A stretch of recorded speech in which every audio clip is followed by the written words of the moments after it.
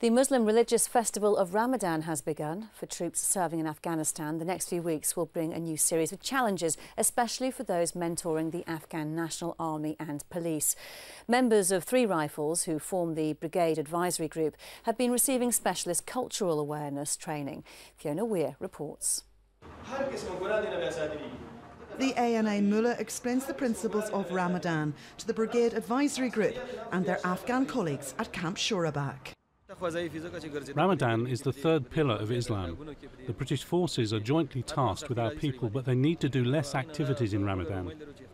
The big challenge in Holy Ramadan is the weather, as it's very hot, so it will be quite difficult for the soldiers because they cannot eat or drink.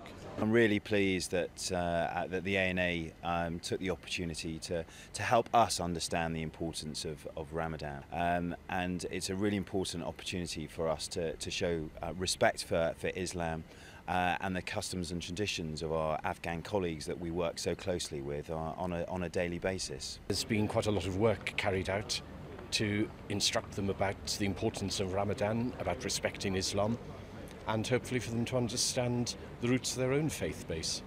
Ramadan requires Muslims to fast from dawn till dusk. This means no food and no water, and that also includes no smoking and no alcohol. So it's vital that the ISAF troops here in theatre understand these rules. There's some practical advice that we've given to our advisors. So, for example, not to eat and drink in front of their Afghan colleagues, which causes huge offence during the time when obviously they are fasting and they're not able to do that.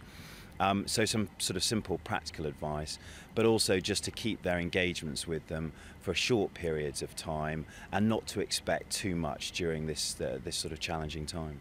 The strict rules governing the 30 days of Ramadan have led the Brigade Advisory Group to make changes to their mentoring schedule.